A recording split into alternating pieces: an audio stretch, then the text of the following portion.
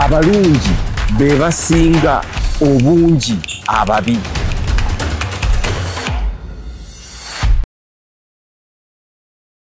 Mwebale nnyo abalaba Dream TV.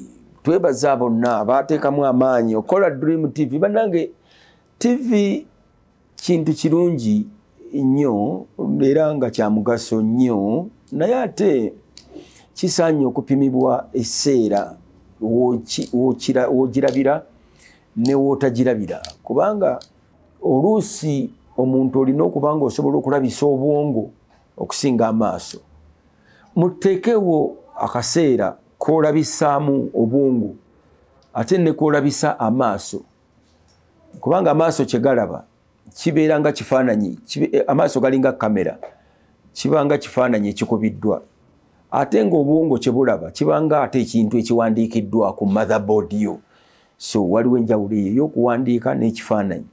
Byombi birungi, naye n'obwongo mubuwe omukisa oluusi bube nga bwe mulabisa okusinga Katonda. Tumulabisa bwongo, tumulabira mu mwoyo, tukozesa bwongo mu mwoyo ne mu mutima, naye nga tetulina kifaananyi kiri awo nti kyekiki kino tukiraba.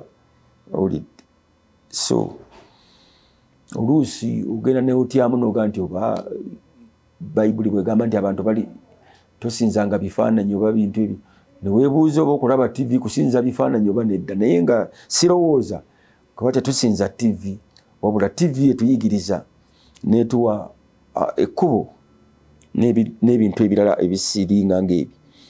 Kakati ku TV kuno era kwe kutera okubeera ebintu ebimu, omulamwa, ekigambo ekyo omulamwa, omulanga, omubala n'omusingi. Ebigambo ebyo bitabula, njagadde mbireete tusobole okwawula abalungi n'ababi nga tusinziira ku bigambo bino, nti omulungi alina omulamwa, alina omulanga, alina omubala, aba n'omusingi. Ate nga n'omubi kisoboka naye okuba n'omulamwa, n'omulanga, n'omubala, n'omusingi. Mu nsi muno tulina ebintu ebyo naye obiraba ng'ebyangu, naye nga buli muntu Katonda yakutonda n'omulamwa. Katonda yakutonda n'omulamwa. Maama wo yakuzaala n'omulamwa.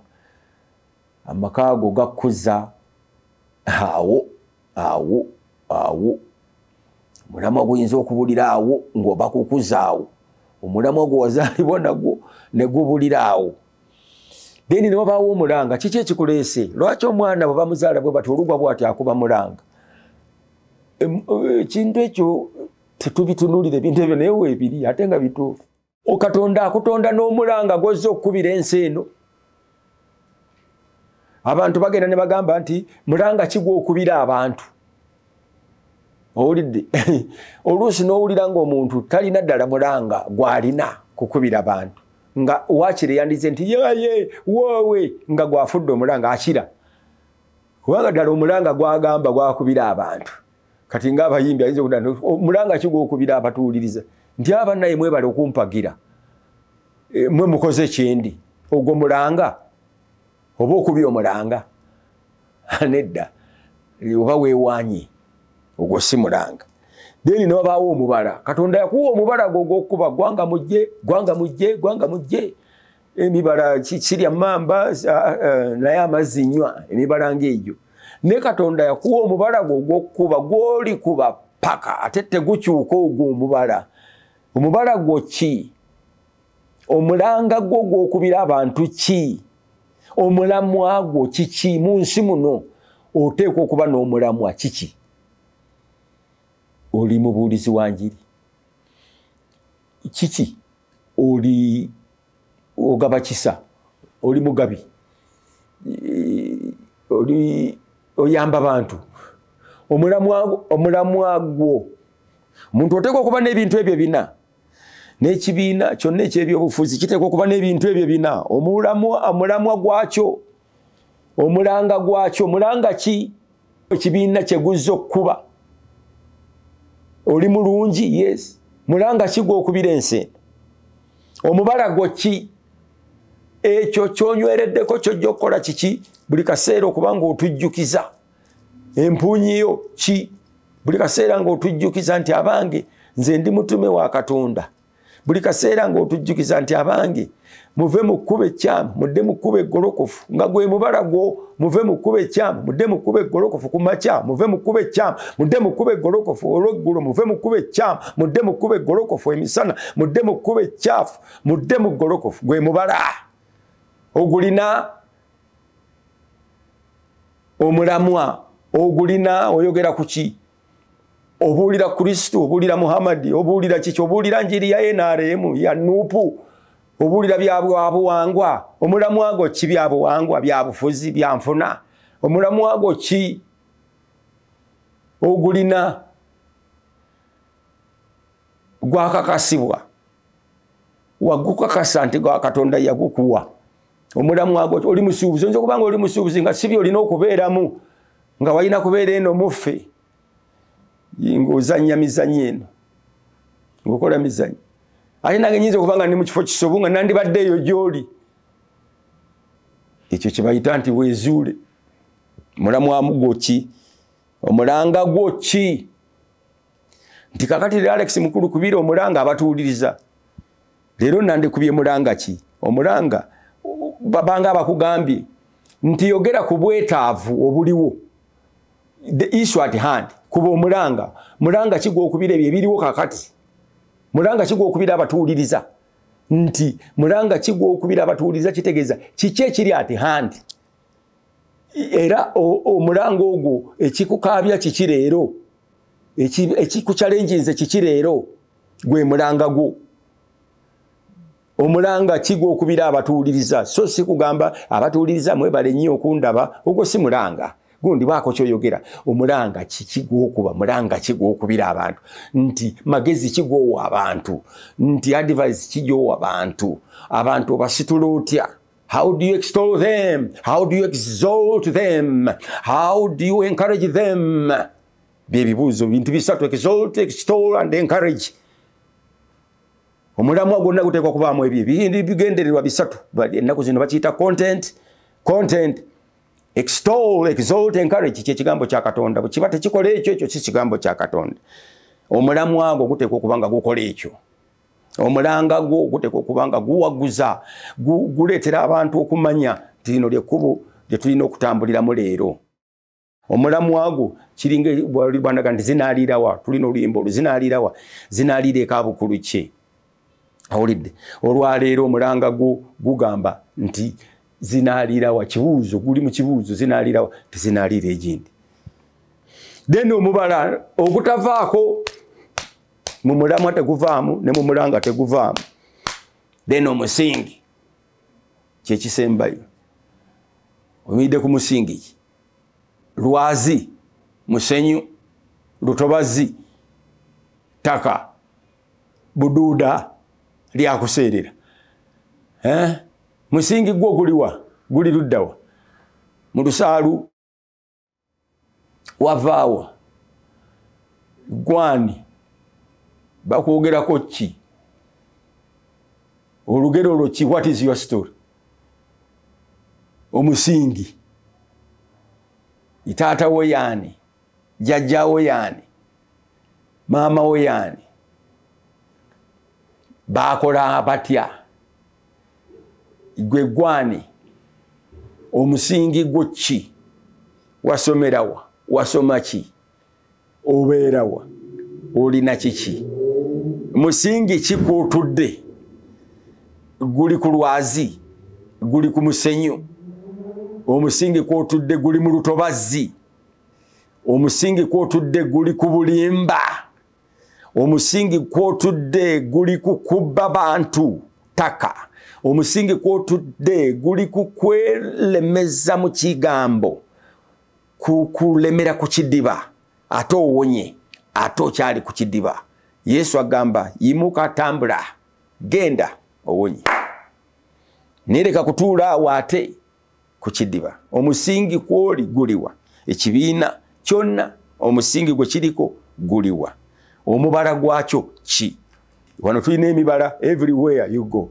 UPC everywhere you go simanyi ebiyimba ebyo twabiyimba UPC everywhere UPC simanyi ddala egumire kusimanyi ebintu bwe bityo mibalabala giri awo egiti NRM oba erina omubala simanyi oba erina kandabe oba omwotome wakamaama ndowooza gwe mubala gwayo lwempulira oluyimba olukola ki oluyitamu ennyo n'olwensonga eyo twetegeke twerinde eri generation eno ejja n'okulaba nti tujja mu kintu kye tulimu nga tukakasa emiramwa gyaffe from God, from the headquarters. Ekintu ekyo kikulu nnyo. Empapula zo zijjeewa. Oyinza okuba nga ozijje Kyambogo, Makerere. Naye empapula zo eziva ku headquarters zigamba ki, zikugamba okole ki? From the headquarters yeyo gye wava era gyodda. Bakugamba ki? Appointment letter eri ki? Nti genda okole ki? Ekyo bw'okituukiriza ne bakukomerera ne bakwokya ne bakola ki oba ofa musanyufu nga Kaloli Lwanga omujulizi bwe yagamba abantu nti bali abamokya bamukajjanga nti abange enkumu ongereeko omuliro tegumala. Ogenda oli musanyufu kubanga watuukiriza okuba vakedo Katonda gwe yakutonda okuba epeera Katonda lyakutonda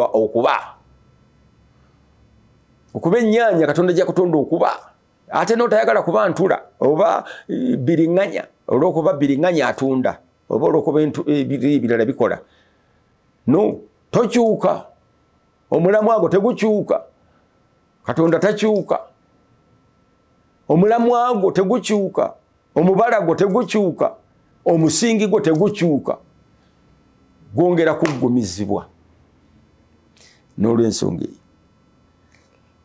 balina omulamwa ababaddewo n'abajja enkya balina omulamwa ababaddewo babadde n'omulamwa balina omulanga gwe batulekedde ababaddewo abajja mulanga ki gwe bajja nagwo ebyo byonna n'obitunuulira bw'oti omubala balina omubala kiki tunaagambanga nti va mu bwavu waliwo engoma egamba saagala agalamidde erina kyegamba mubala n'olw'ensonga eyo mibala ki gye tukuba olwaleero abavubuka mukuba mibala ki enkudi gye mibala gyammwe egy'emibala tegirina mannyo mulamwa mugiveeko obudde bugenda ate obudde bw'ennaku zino bumpi okusinga ffe obudde bwe twaliko enfuufu teyali nnyingi pollution teyali nnyingi ebintu tebyali bingi eddagala teryali lingi lifuuyira ebimuli emmere gye tulya biki ebyo byonna ebintu ebiri feeke tebyali bingi emigaati oliira ddala mugaati kabalagala oliira ddala kabalagala leero kabalagala mubaamu n'ebintu ebitamanyi kawunga muwogo sukaali omubisi omwenge bawongeramu sukaali omuganda simanyi omwenge omuganda oteekamu sukaali oli so mubeerenga mwekengera tulinda naye nga generation Z mu kujja kwayo ejja kuba nzibu olw'engeri gye tukuzizzaamu generation eyo n'engeri gye tugaanye okumementula ekkubo eryatufu oba eggazi ne tugamba nti bannange bannayuganda vision yaffe eri mu kkubo lino kikyatulemye ng'eggwanga tulina fragments of ideas, fragments of visions, fragments of philosophies, fragments of classes nti tetusobola kukkirizaganya nti ekkubo liri naye Katonda ajja tuyamba kijja kubeerawo abatuwuliriza ensi eno si yaffe ate yaffe kubanga eri ttaka lyolaba bonna bafu bakyaliwo mwebali mu ttaka baabaziiko ensi yaffe naye ate si yaffe n'olw'ensonga eyo tugivunaanyizibwako ng'omuntu bw'anaakuteresa emmotoka ye naye ntigenderekere emmotoka yange aye gwe todda ogivuga n'ogitomeza n'ogikola biki n'ogiteekamu abawala n'omunyweramu omwenge nedda giteekeko ekitundubaali baginteresa buteresi naye kangitereke naye naffe